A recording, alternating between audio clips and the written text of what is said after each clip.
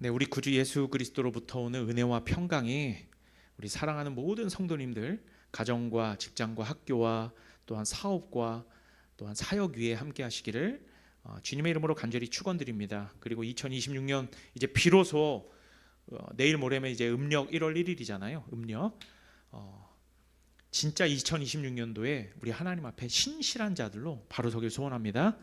자, 오늘은 마태복음 21장 18절에서 32절까지 말씀을 가지고 믿음의 열매 곧 순종이라는 제목을 가지고 함께 은혜를 나누겠습니다. 자, 여러분, 우리를 포함한, 저와 여러분을 포함한 이 현대인들은 매우 유행에 민감하고 굉장히 능동적입니다. 사실 저 내일 모레 50인 저도 그렇고요. 사실 여러분들도 그럴 것이라고 생각합니다. 특히 먹거리나 디저트 같은 거요, 그죠? 그런 주전부리 같은 것에서도 간식 분야를 이제 예로 들자면 현재 가장 유행하는 간식이 뭐가 있습니까? 저희 권사님도 아시잖아요. 두쫀쿠라고 두바이 쫀득 쿠키가 지금 열풍입니다. 그런데 여러분, 이 식품이요, 저는 처음에 들었을 때 진짜 두바이 같은 데서 그 현지인들이 먹는 건 줄 알았어요. 그래서 전통 간식이거나 혹은 두바이 사람들이 실제로 즐겨 먹는 식품인 줄 알았는데 그렇지 않습니다. 이건 한국에서 발명하고 만들어낸 창작 디저트였어요. 다만 이제 그 안에 피스타치오 페이스트가 들어가고 그게 주 양념 맛을 내는 재료입니다. 그리고 카다이프라고 중동에서 즐겨 먹는 아주 얇은 소면이 있어요. 그걸 부셔가지고 버터와 함께 굽고 같이 그 피스타치오 페이스트랑 비벼가지고 속을 만듭니다. 그리고 마시멜로랑 화이트 초콜릿을 막 그 후라이팬에다가 이제 데워가지고, 그죠? 쫀득쫀득하게 만들고 거기에 코코아 가루를 섞으면 그게 만두피처럼 돼가지고 그걸 이제 속을 싸더라고요. 그게 두쫑쿠예요, 여러분. 자, 여러분, 두바이에도 원래는 없었는데 한국에서 유행을 하니까 지금은 두바이에서도 판매를 한다고 합니다. 원래는 없었는데 두바이에. 어떻게 생각하십니까, 여러분? 그러니까 저는 개인적으로 이런 먹거리 열풍에는 조금 회의적입니다. 다른 유행들을 제가 다 무시하는 건 아니고 저도 따라가니까요. 그런데 먹거리 같은 것은 조금 회의적이에요. 왜냐하면 재료를 분석해 보면요, 사실 별것도 아닌데 그렇게 사실 맛있지도 않은데 TV나 유튜브에서 유명인들이 맛있다고 하고 또 내 주변 사람들이 하도 거론들을 하니까 진짜 맛있는 것처럼 느껴지는 것으로 저는 이제 보는 겁니다. 그래서 사실 맛과 영양을 섭취한다기보다는 저는 트렌드, 즉 유행을 섭취한다라고 보는 거예요. 저희 사모님도 비싼 값에 본인도 하나 먹어보고 저도 하나 사다 주더라고요. 그래서 저도 한번 먹어봤는데 저 진심으로 솔직히 한 입을 딱 먹었어요. 근데 맛이 없거나 그런 건 아닌데 딱히 그다지 놀라운 맛은 아니었어요. 제가 이제 유튜브 같은 데서 사람들이 우와 막 너무 맛있다 이렇게 반응들을 해서 저도 어떤 맛이길래 하고 먹어봤는데 솔직히 진짜로 그저 그랬어요. 그러니까 다시 사물을 줬더니 너무 좋아하시더라고요. 그래서 하여튼 탁구공보다도 작은 이 과자를 8,000원이나 주고요. 왜 사 먹는지 저는 개인적으로는 이해가 잘 안 가더라고요. 그러니까 어쨌든 수요가 많아지고 공급이 딸리면 가격이 올라가는 것은 시장 경제의 당연한 결과입니다. 저는 비싼 걸 뭐라고 하는 게 아니에요. 저는 오히려 광풍이 부는 것 자체가 문제라는 거죠. 그러니까 광풍이 부는 음식은 그래서 저는 가급적 먹지 않습니다. 이런 먹거리 열풍은 예전에도 있었습니다. 두쫑쿠 외에 옛날 10년 좀 더 돼가지고 그 감자칩 뭐죠? 허니버터칩도 그랬고 그때 뭐 웃돈을 얹어서 사 먹을 정도였습니다. 그죠? 그리고 뭐 그 이후에도 유행했던 디저트들 많죠. 벌집 아이스크림 몇 년 전에, 그리고 그 대만에서 만든 카스테라라고 하나요? 대왕 카스테라, 뭐 흑당 버블티, 이거는 저도 조금 한 5년 전에 맛있게 먹었던 것 같아요. 그리고 포켓몬빵 그거 모으느냐고 막 엄청나게 열풍들이었죠. 이거 모은 사람 우리 교인 중에도 있었어요. 그죠? 뭐 탕후루 얼마 전에, 뭐 먹태깡 등등 한번 떠올려 보십시오. 처음에는 맛있지만 그렇게 놀라운 맛도 아닐 뿐더러 계속 먹으면 오히려 당 수치가 올라가고요, 혈관을 막게 하는 음식들이 아니던가요? 그러니까 한번 생각해 보시죠. 우리가 지금까지 유행했던 그 주전부리들, 그런 것들을 생각해 보면 몸에 좋은 건 단 하나도 없었어요. 탕후루가 몸에 좋던가요? 그러니까 설탕 아닙니까? 전부죠. 겉은 화려하고 사람들이 열광은 하지만 사실 그 실체를 들여다보면 아무것도 없는, 그죠? 그리고 오히려 유해한 바로 그러한 장면이 오늘 우리 본문에서 예수님이 무화과 나무를 바라보시면서 느꼈던 상황과 일치한다라고 할 수 있습니다. 자, 오늘 본문 18절을 보니까요, 예수님께서 시장하셨다라고 말하고 있습니다. 예수님께서 배가 고프셨다. 자, 식사 때가 되면 누구나 배가 고프고 음식을 요구하게 됩니다. 우리 주님도 사람이시니까, 100% 사람이시니까 예수님도 시장하셨겠죠.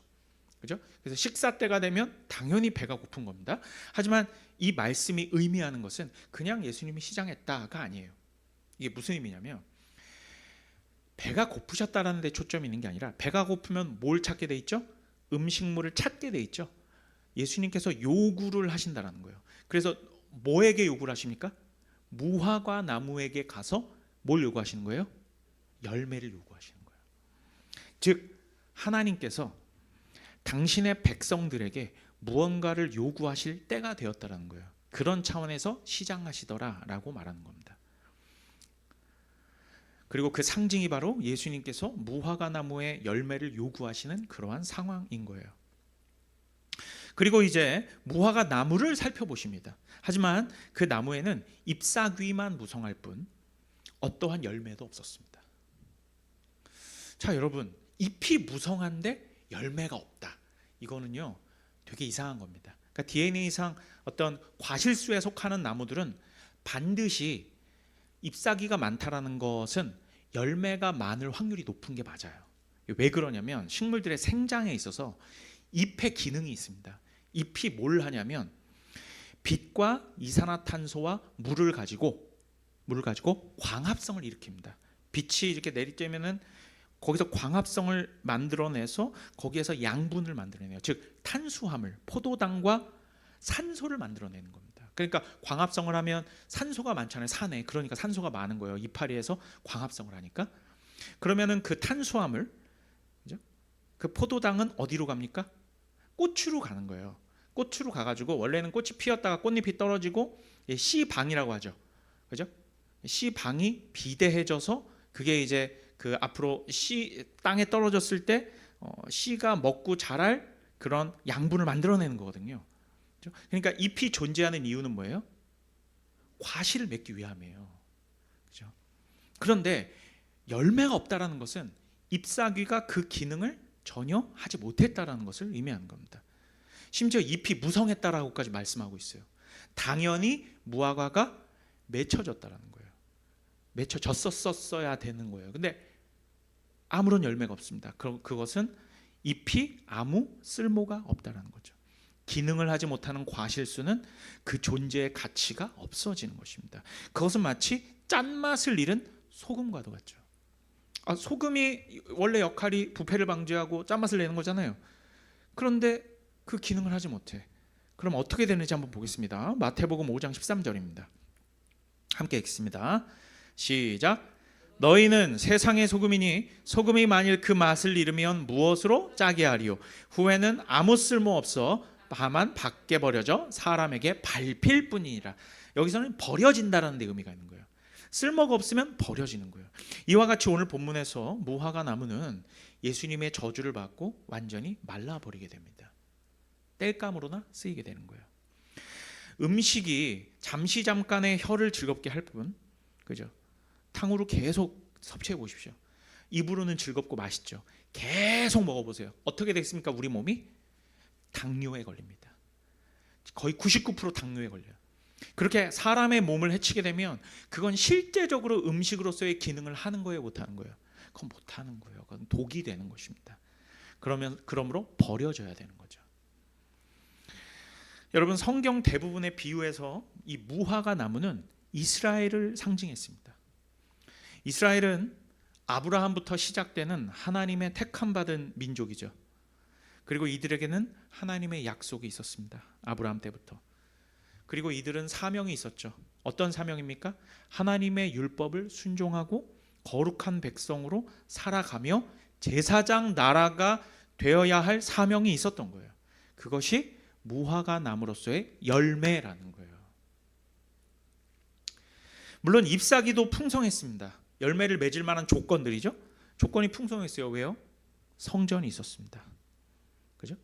제사장들과 같은 직제 시스템들이 있었고, 지난주에 살펴본 것과 같이 예수님이 성전에서 뭘 다 내쫓았습니까? 환전상들과 비둘기 파는 그 매매상들을 다 내쫓았어요. 그런데 이건 시스템이 효율적으로 돌아가게 만든 거라고 했죠. 그죠? 나쁜 게 아니었습니다. 사실 우리 인간적인 차원에서 보자면.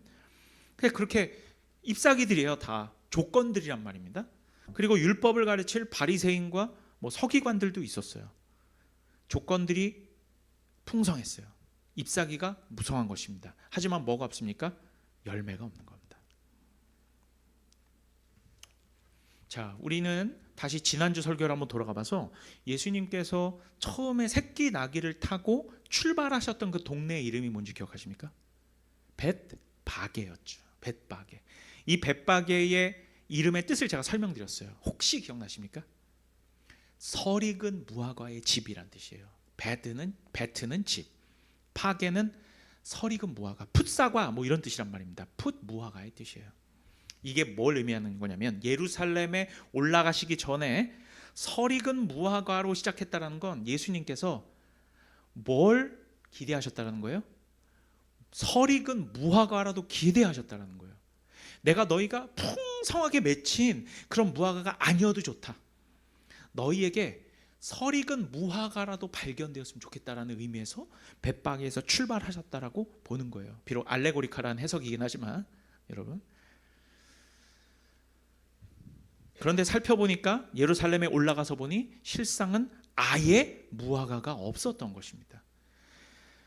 자, 예루살렘 사람들에게 잎사귀는 무성했습니다. 조건들도 있었고, 하나님, 저는 하나님을 믿습니다. 우리는 주의 백성입니다. 그러니까 허울은 아주 훌륭해요. 허울 좋아요. 보기에도 좋고. 그런 입술의 고백이 있었습니다. 주여, 우린 주의 백성입니다. 하나님을 믿습니다라는 고백은 있는데 행함이 없는 거예요. 행함이 없는 거예요. 행함. 순종이 없는 겁니다. 이파리는 무성한데 열매인 순종의 삶이 없는 거예요. 이것이 바로 오늘날 우리들 교회에도 그대로 적용이 되는 매우 무서운 이야기일 수 있어요. 예배가 있고 찬양이 있고 여러 가지 믿음의 생활을 할 조건들이 있습니다. 옛날처럼 우리가 로마 박해 시대나 공산주의 시대라서 기도하면은 잡아가고 예배드리면은 핍박하는 시대입니까? 아니죠.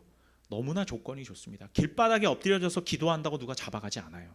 재밌죠? 우리가 창피할 뿐 그냥 가다가 하나님 앞에서 무릎 꿇고서 버스 정류장에서 주여하고 기도한다고 해서 이상하게 쳐다는 보겠지만 우리를 누가 잡아가요? 아니요. 종교의 자유가 있는 나라에서 우리는 살고 있어요. 이파리가 무성하지 않습니까? 그럼 우리에게 뭐가 맺혀졌어야 돼요? 열매가 맺어졌어야 되죠. 자, 머릿속의 생각, 즉 관념과 입술의 말로는 우리 교회 다니는 사람들 한번 생각해 봅시다. 우리의 입술의 말로는 주여, 주님을 믿습니다. 예수님을 사랑합니다. 예수님을 정말로 믿어요. 나는 크리스찬이야. 어딜 가면 나는 어디 교회 다니는 크리스찬이야. 장로야, 집사야 말할 수 있어요. 하지만 진짜 하나님 말씀에 대한 순종의 삶이 있는지를 돌아보면 그렇지 않은 겁니다. 그게 바로 열매 없는 무화과 나무라는 얘기예요. 여러분, 그런데요, 반대로 참된 믿음이 있는데 열매가 없는 신앙이라는 것이 존재할까요? 그러니까 믿음이 참되게 있어. 근데 열매가 없다? 아니요, 그런 건 존재하지 않습니다. 그런 신앙은 존재하지. 이것은 오히려 그 믿음이 가짜라는 증거예요. 자, 야고보 사도를 통해서 한번 증명을 해볼게요. 야고보서 2장 18절에서 22절 보겠습니다. 자, 우리가 함께 읽겠습니다. 화면 보시면 나올 거예요. 야고보서 2장 18절에서 22절 함께 읽습니다. 시작. 어떤 사람은 말하기를 너는 믿음이 있고 나는 행함이 있으니 행함이 없는 내 믿음을 내게 보이라. 나는 행함으로 내 믿음을 네게 보이리라 하리라. 네가 하나님은 한 분이신 줄을 믿느냐? 잘 아는도다. 귀신들도 믿고 떠느니라. 아, 허탄한 사람아, 행함이 없는 믿음이 헛것인 줄을 알고자 하느냐? 우리 조상 아브라함이 그 아들 이삭을 제단에 바칠 때에 행함으로 의롭다 하심을 받은 것이 아니냐? 내가 보거니와 믿음이 그의 행함과 함께 일하고 행함으로 믿음이 온전하게 되느니라. 여러분, 우리 믿음의 열매는 이 말로, 고백으로만 자라는 것이 아니라 순종으로 익어가는 열매입니다. 사실 믿음과 순종은 따로 갈 수 있는 게 아니에요. 존재 자체가 불가능합니다. 애초부터 같이 가는 거예요. 그렇다고요, 우리의 행함으로 구원받는다는 말은 아니에요. 절대 아니에요. 참된 믿음이 있으면 순종할 수밖에 없다, 이걸 얘기하는 거예요. 참된 믿음이 있으면 순종할 수밖에 없다. 이런 것도 있어요. 그러니까 믿음도 없는데 가짜 행함, 가짜로 나한테 이익이 들어오니까 가짜로 믿음이 있는 척 행함을 할 수 있어요. 그걸 위선이라고 하는 거예요. 그건 위선자들이고, 여러분, 참된 믿음으로부터 시작됐다면 순종은 따라올 수밖에 없다는 거예요. 행함과 삶은. 그래서 우리한테 그냥 거짓되고 위선자 외식하는 게 아니고 진짜 참된 순종이 보여진다면 그 믿음은 진짜라는 겁니다. 이게 야고보가 증언하는 거예요. 행함은 진짜 믿음이 있으면 자연적으로 따라온다는 것이지 행함이 구원과 믿음의 조건이라는 얘기는 아니다라는 것입니다. 자, 예수님께서는 너희가 진짜 믿음이 있다면 이러한 이적 사건, 즉 무화과 나무가 말라버리는 일뿐만 아니라 그보다 더 큰 이적이라고 할 수 있는 산더러 바다에 빠지라고 한다라고 해도 그대로 될 것이다라고 말씀하시거든요. 그러니까 이게 분위기가 살짝 바뀌는 거예요. 뭐냐면 이 말씀은 대화의 초점을 이동하는 겁니다. 그러니까 방금 전까지는 이스라엘의 열매, 즉 순종의 포커스를 맞춰져 있었던 거잖아요. 열매가 없었으니까. 근데 이제는 믿음 그 자체로 포커스를 옮겨가신 거예요. 믿음 그 자체로. 자, 산을 바다에 빠지게 하는 믿음은 진짜로 그런 말도 안 되는 거잖아요, 사실. 어떻게 산을 바다에 빠지게 할 수가 있겠어요? 그런데 이건 불가능해 보이잖아요. 예수님이 말씀하시는 이 믿음은 불가능해 보이는 장애물을 믿음으로 인하여 하나님께서 치워버리신다라는 관용구로 말하는 거예요. 불가능해 보이는데 네가 진짜 믿음의 기도를 올리면 너가 생각하고 있던 그 산, 우리에게는 장애물이잖아요. 산을 넘어가야 되는데 우리 못 넘는단 말이에요. 근데 그걸 바다에 수장시켜 버리신다는 겁니다. 그걸 누가 한다? 그걸 하나님이 하시겠다라는 거예요. 그렇다고 믿음이 무슨 마술봉처럼 이압하면은 이루어지고 뭐 그런 마법을 말하는 것이 아닙니다. 이 말씀의 의미는 산과 같은 넘사벽의 난제를 믿음이 해결할 수 있다라는 말을 하는 것입니다. 그리고 저번에도 말씀드렸다시피 이 산을요, 율법의 산으로 볼 수도 있습니다.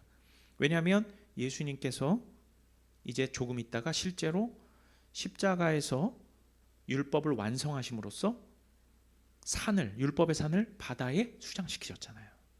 그죠? 진짜 믿음은 하나님 뜻 안에서 불가능한 것들을 가능하게 만든다라는 것입니다. 자, 이제 오늘 본문의 장면을 무화과 나무에서 이제 성전에서 가르치시는 예수님으로 옮겨가겠습니다. 이제 두 번째 단락이에요. 자, 오늘 말씀 23절을 보니까요. 23절을 보니까 예수님께서는 성전에서 백성들에게 말씀을 가르치고 계셨습니다. 그죠? 성전 안에서, 예루살렘 성전 안에서 말이에요. 이때 대제사장들과 장로들이 예수님께 묻습니다. 당신한테 무슨 권위가 있길래 지금 이런 가르침을 가르치느냐? 이게 무슨 얘기냐면 당신한테 자격증이 있느냐라는 걸 묻는 거예요. 예수, 당신한테 무슨 자격이 있길래 이런 말씀을 가르치는 행위를 하느냐? 그러니까 이들은 지금 예수님의 가르침의 내용을 듣고 그 내용에 대해서 말하는 게 아니에요. 서티피케이션을 요구하는 겁니다. 증서를 내보이라. 예수님은 이미 이들의 중심을 보고 계셨어요. 아, 자격, 명분, 그죠? 권위, 권리, 힘, 헤게모니, 그걸 말하는 거거든요. 여러분, 이들은 정치꾼들입니다. 종교인들이긴 하지만. 그리고 정치꾼들은 명분을 목숨처럼 여기는 사람들이에요. 그죠? 오늘날도 마찬가지입니다. 명분이 제일 중요해요. 정치인들한테. 그래서 이들은 예수님께 명분의 문제를 계속 제기하지 않습니까? 당신이 무슨 명분으로 성전에서 교사 역할을 합니까? 라고 말이죠.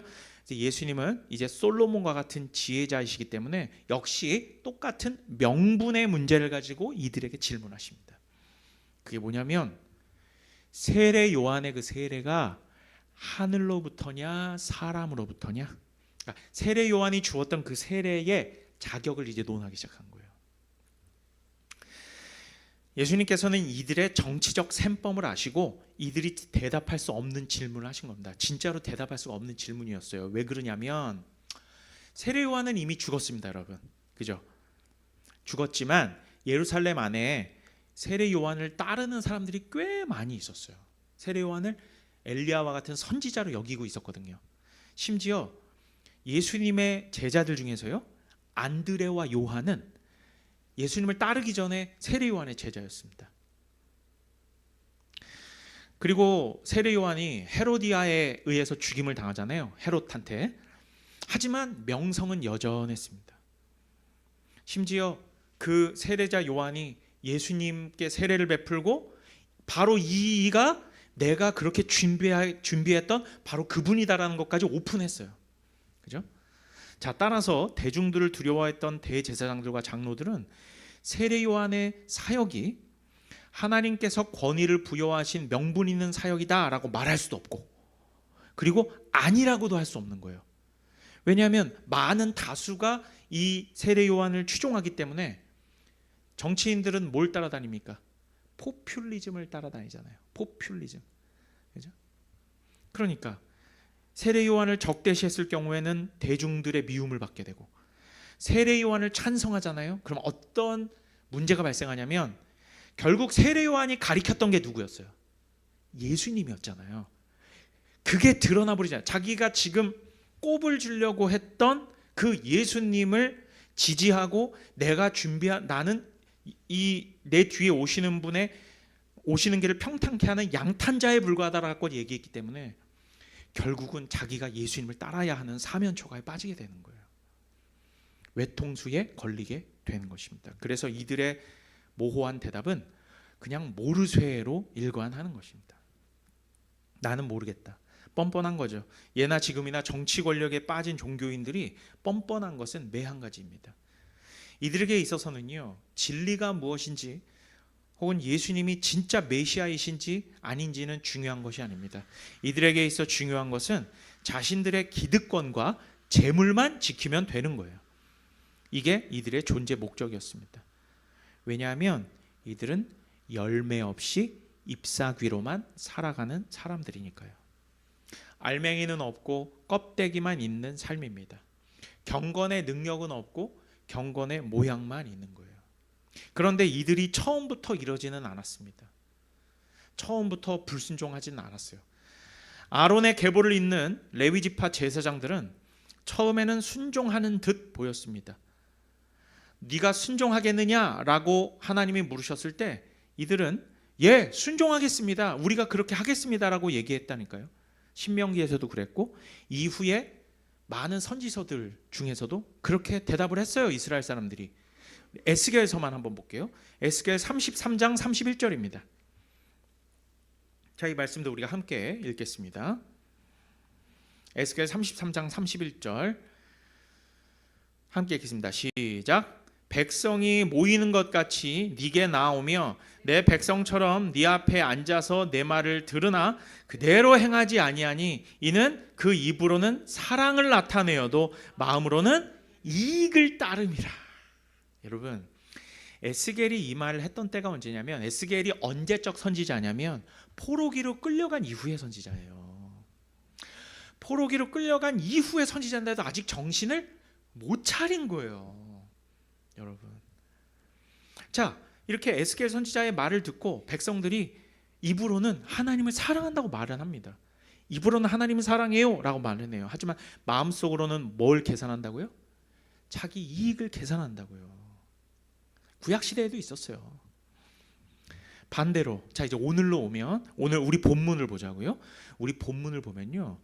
반대로 이스라엘의 종교 지도자들은 입으로는 네 그렇게 하겠습니다 기꺼이 말해놓고는 결국은 자기 이익을 따랐죠. 그런데 오늘 우리 본문을 보면 반대로 세리와 창녀와 심지어 이방인들은 포도원 주인의 둘째 아들처럼 처음에는 불순종하는 듯 보였다가 싫어요. 나는 세상이 좋아요. 난 내 할 일 할래요. 세리처럼 돈이 좋아요. 그죠? 창녀처럼 난 뭐 이성이 좋아요. 그랬다가 결국은 순종하는 거예요. 입술로는 불순종했지만 결국은 그 방향을 전환하여 행동이 변하게 된 겁니다. 왜냐하면 결국 이들이 예수님을 따랐기 때문이죠. 종교 지도자들은 이들보다 먼저 세례 요한을 보았습니다. 그리고 요한이 회개의 세례를 베푸는 것도 보았어요. 그리고 이후 예수님의 사역도 3년 동안의 사역도 다 보았습니다. 하지만 이들은 세례를 받지 않았고 예수님의 말씀을 듣지도 않았습니다. 믿지 않았으므로 당연히 뭐도 안 해요? 순종하지도 않는 거예요. 하지만 본래 순종하지 않았던 세리와 창녀 같은 저와 여러분들은 세례 요한의 회개의 세례에 참여했을 뿐만 아니라 예수님의 제자가 되었습니다. 이것이 바로 먼저 된 자들의 비극입니다. 자 이제는 우리는 사실 둘째 아들이었어요. 오늘 이 본문의 이 비유로 보자면 먼저 첫째 아들 된 자들은 이스라엘 사람들이고 우리는 사도 바울 이후에 그들의 선교를 통해서 하나님의 백성이 된 사람들이기 때문에 우리는 어떻게 보면 둘째 아들에 속한 겁니다. 그죠? 그런데 여러분 이제는 예수님을 진심으로 따르는 세리와 창녀 같던 우리 기독교회들 저와 여러분이 이스라엘의 종교 지도자들과 같은 역할로 변할지도 모른다라는 걱정과 염려를 할 때가 된 것입니다. 사랑하는 여러분, 제가 서두에 두바이 쫀득 쿠키와 관련된 이런 유행 이야기를 드린 데에는 이유가 있습니다. 우리 시대에는 이 살아가는 모습과 신앙의 모습 자체가 참 묘하고 때로는 기괴할 때가 있지만 우리가 그것을 못 느끼고 있음을 우리는 말씀을 통하여 깨달아야 한다는 것입니다. 자, 실체보다는 포장을 중시합니다. 그죠? 영양가보다는 유행을 중시하고 진짜 맛보다는 소문이 사람을 움직이는 것을 우리는 보고 인정해야 할 것입니다. 그리고 이러한 방식이 그대로 우리 교회들과 신앙의 세계로 들어오게 됩니다. 신앙생활이 어느 순간 예수님을 먹고 마셔야 하지만 예수님을 먹고 마셔야 한다는 것은 많은 걸 포함하는 겁니다. 하지만 우리는 기독교 트렌드를 섭취하는 종교 생활이 되어버렸을지도 모르겠어요. 진리의 깨달음보다 분위기를 타는 예배를 사람들이 치중하게 되었고 사람들의 시선과 귀를 강탈하는 그런 어떤 퍼포먼스가 있는 교회가 좋은 교회이며 세련된 교회가 이미 되어버렸습니다. 여러분 예수님께서 무화과에서 찾으셨던 것은 그러한 ip사귀들이었습니까? 아니죠. 예수님은 그런 ip사귀를 바라신 것이 아닙니다. 예수님께서는 예루살렘의 종교 지도자들에게 찾으셨던 것도 그런 어떤 명분을 중시한 그런 권위, 그런 겉보여짐이 아닙니다. 예수님께서 포도원 주인 아들들의 비유에서 말씀하신 것도 이스라엘 사람들처럼 대답만 잘하는 그런 신앙이 아닙니다. 예수님께서 요구하신 신앙은 단 하나입니다. 믿음에서 나오는 순종의 열매인 것입니다.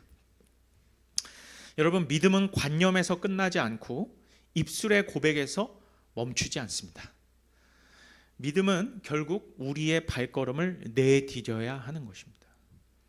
베드로가 예수님처럼 바다 위를 걸으려면 그 풍랑 가운데 예수님이 그 어두움 가운데 나타나셨을 때 주님이시다 라고 했을 때 베드로는 그 풍랑 저기 서 계시는 예수님을 보면서 결국 첫 발을 내디뎠습니다. 그리고 오늘 본문에서 둘째 아들이 그랬던 것처럼 실제 포도원으로 발걸음을 내디뎌야 되는 거예요. 입으로는 네, 순종할게요. 아버지 알겠습니다. 포도원으로 갈게요. 말은 해놓고 가지 않는 것은 아무 의미가 없는 거예요. 내가 입으로는 가기 싫은데 귀찮은데 라고 했지만 실제 발걸음을 포도원으로 옮기는 것, 그것이 순종입니다. 첫째 아들처럼 입으로만 알겠습니다, 할게요 하는 것은 순종이 아니라 기만입니다. 그리고 더욱 중요한 것은 예수님께서는 그냥 이러한 순종의 열매를 내놔 보여줘 라고 하신 것이 아니에요. 먼저 당신께서 스스로 순종의 뿌리가 되어서 첫 열매를 보여주셨습니다. 그게 예수님의 3년간의 공생의 사역이고, 그것의 클라이막스가 어디에서 일어난 겁니까? 십자가에서 일어난 거예요. 그것이 바로 십자가의 순종입니다. 그 순종으로 죽임을 당하셨을 때 3일 후에 예수님이 어떻게 되셨어요? 부활하셨죠. 그래서 예수님을 부활의 첫 열매라고 하는 것입니다. 여러분, 믿음은 허울 좋은 잎사귀가 무성함으로 증명되지 않습니다. 열매로 증명되는 겁니다. 열매로 증명되는 거예요. 여러분들께서 예전에 제가 지금 마태복음 이 강의를 시작한 지 1년도 더 됐는데 1년 반이 다 돼가는데, 그때 제가 여러분들에게 몇 개의 이 성경을 드리면서 이 중에서 여러분들이 선택하시는 거 제가 강의를 지금부터 시작하겠다고 했을 때 그때 사사기도 있었고 창세기도 있었어요. 근데 여러분들은 마태복음을 선택해 주셨습니다. 근데 그때 제가 약간 우려했던 부분이 있었어요. 뭐냐면 이렇게 마태복음은요, 다른 공간복음서가 2개나 있지만 모든 복음서 중에서 가장 실천을 강조하는 복음서이거든요. 여러분 모르셨을 거예요. 실천을 강조하는 복음서인데 우리 성도들이 좀 하다 보면 마음 어려워하지 않을까? 말로만 할게요 하는 신앙은 곧바로 지적되거든요. 마태복음에서 예수님에 의해. 너의 믿음에 그 말로만 하는 신앙을 이제 그만하고 진짜 행동과 삶으로 보이라고 이렇게 말하는 게 마태복음인 거예요. 그러면서 순종하지 않는 신앙은 곧바로 가짜라고 폭로하는 이 매몰찬 본문을 우리의 성도님들이 어른답게 소화할 수 있을까라는 걱정이 있었습니다. 자, 여러분 어떠십니까? 마태복음의 이 실천을 강조하는 이런 뉘앙스가 느껴지십니까?